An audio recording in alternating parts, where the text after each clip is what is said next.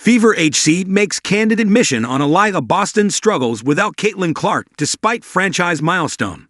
The Indiana Fever have been on a roll lately, and they're doing it without Caitlin Clark.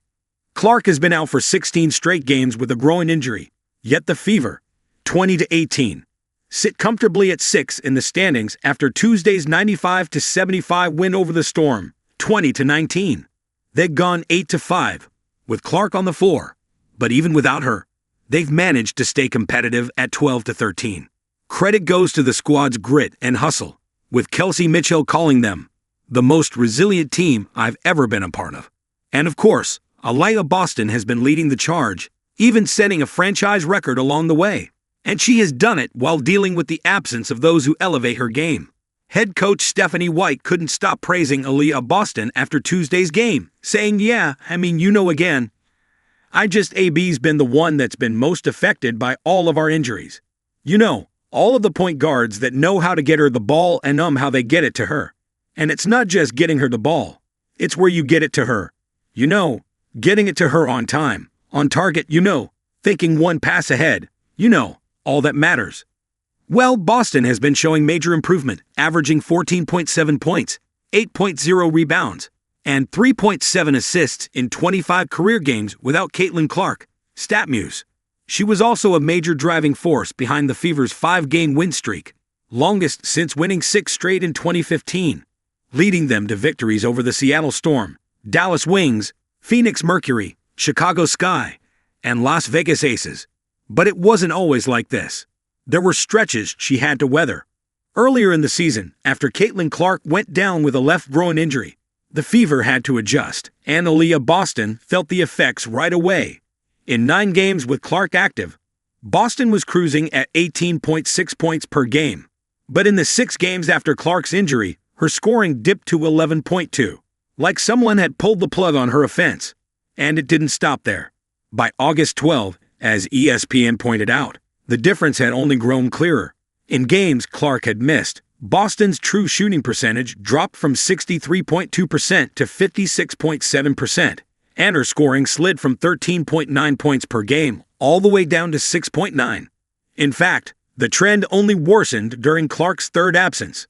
Aliyah Boston, too, kept it real when asked about the difference between playing with and without Caitlin Clark this season, especially as Indiana adjusts to her inconsistent presence due to injury. I think when you have Caitlin on the floor, everything is automatically spaced. The floor is spaced. Defenses are high because she comes across half court. You can set an early drag, and there's a deep 3 going up. And there's a great chance she's making it, Boston explained. When she's not on the floor, then obviously, they can shrink the floor a little bit. Still, while the stat sheet made the impact of Clark's absence painfully obvious, Boston started stepping up in a major way, and we do not see any signs of going back. She even made franchise history recently.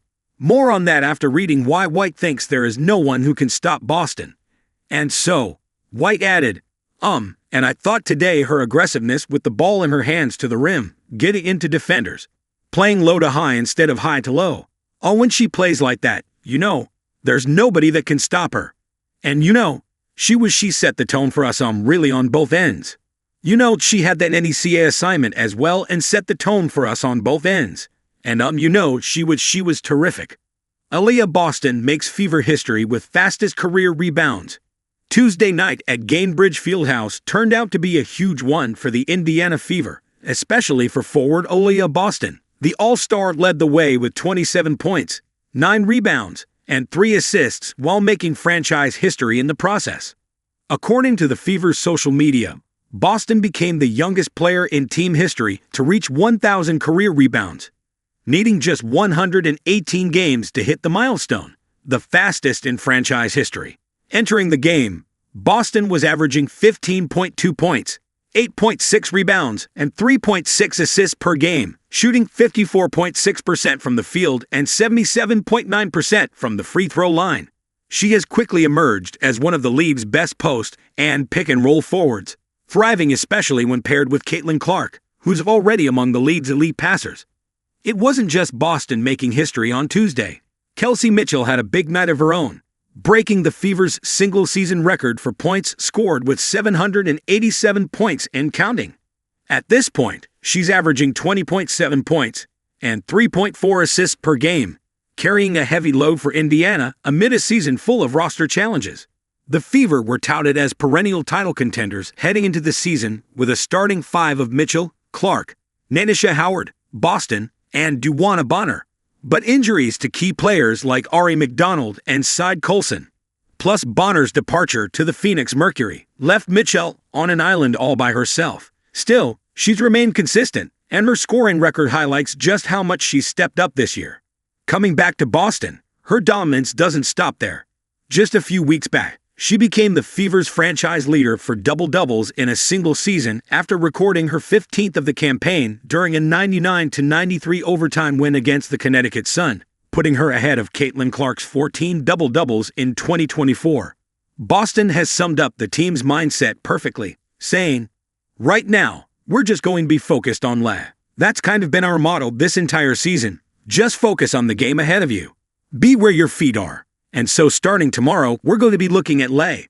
We've got to take it one game at a time.